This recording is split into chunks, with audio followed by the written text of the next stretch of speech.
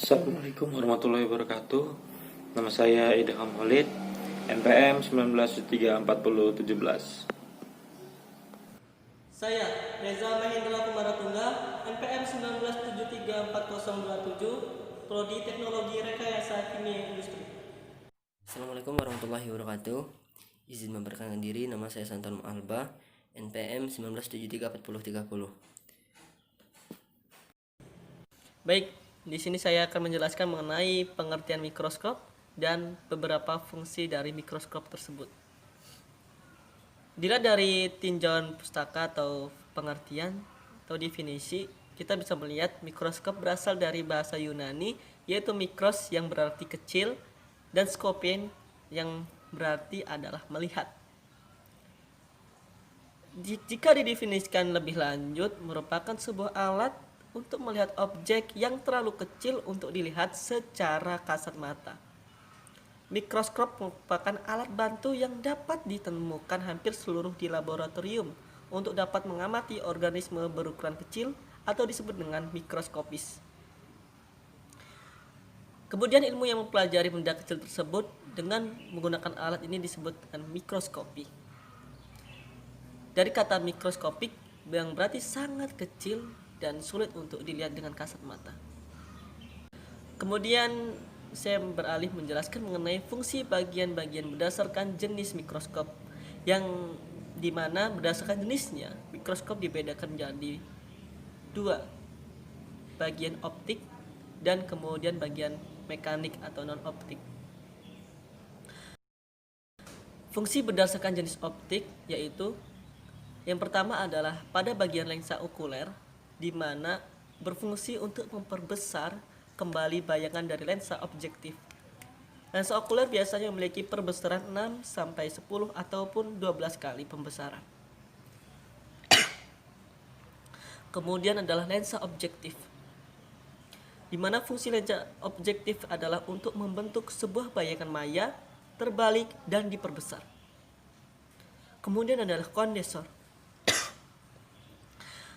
adalah sebuah bagian yang dapat diputar naik turun yang berfungsi untuk mengumpulkan cahaya yang dipantulkan oleh cermin dan memusatkannya ke sebuah objek. Fungsi berdasarkan jenis optik.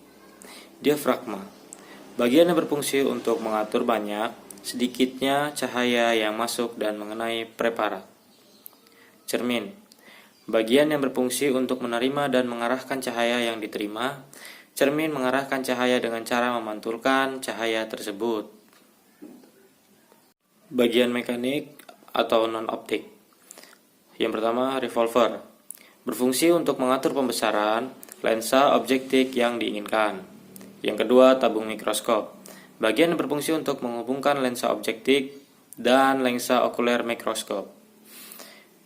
Yang ketiga, lengan mikroskop.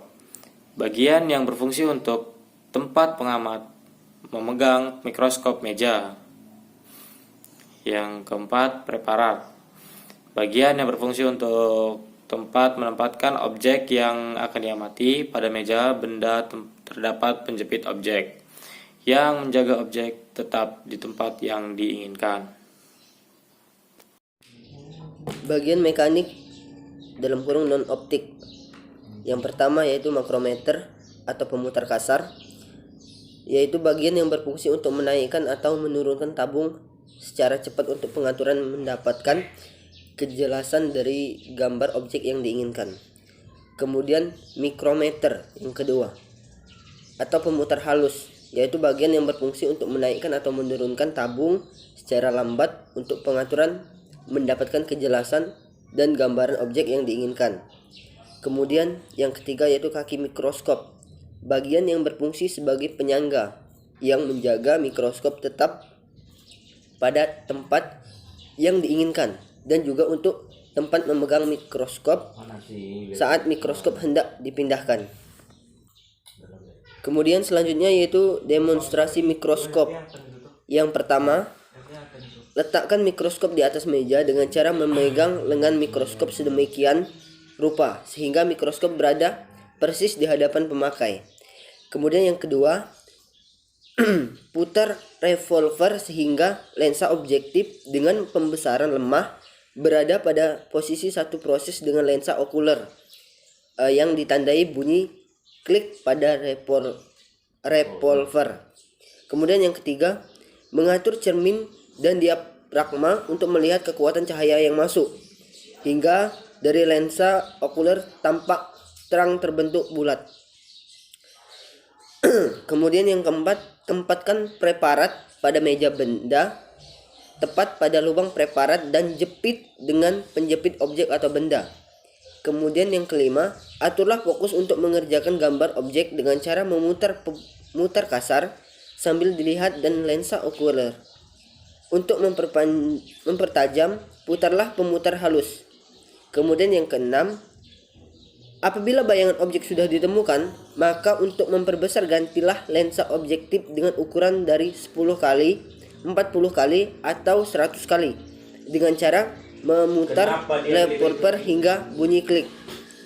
Kemudian yang terakhir, apabila telah selesai menggunakan, bersihkan mikroskop dan simpan pada tempatnya kembali.